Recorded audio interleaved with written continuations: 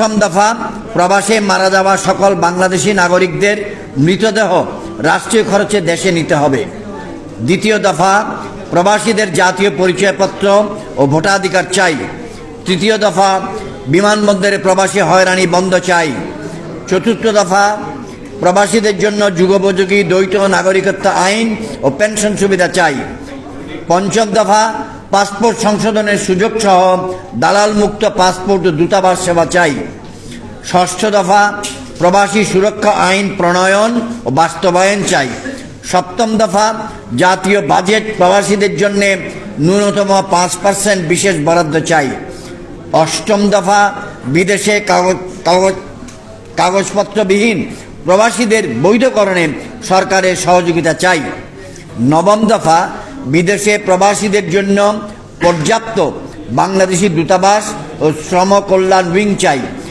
শেষ এবং দশম দফা, অভিবাসন ব্যয় 1 লক্ষ টাকার মধ্যে সীমাবদ্ধ ও প্রবাস ফেরতদের কর্মসংস্থান সুদমুক্ত পর্যাপ্ত ঋণ সুবিধা চাই। আমি বাংলাদেশ কল্যাণ পার্টির চেয়ারম্যান, রণাঙ্গনের মুক্তিযোদ্ধা, একজন রাজনৈতিক কর্মী, সর্বপরিচয়ে সর্বান্তকরণে এই 10 দফাকে সমর্থন করছি। এই 10 দফা বাস্তবায়ন করতে হবে। এই 10 দফা বাস্তবায়নে লক্ষ লক্ষ কোটি কোটি টাকা খরচ হবে না, কিন্তু আন্তরিকতা চাই। বর্তমান ফ্যাসিস্ট অনির্বাচিত সরকার জনগণের প্রতি দায়বদ্ধতা না থাকার কারণে 1,20,00,000 প্রবাসীদের প্রতিও তাদের কোনো দায়বদ্ধতা নাই, যার জন্য তারা এই দাবিগুলির প্রতি মনোযোগ দিচ্ছে না।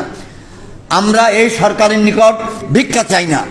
আমাদের এই মুহূর্তের আন্দোলন এই সরকারের পরিবর্তন, এই সরকারের বিদায়।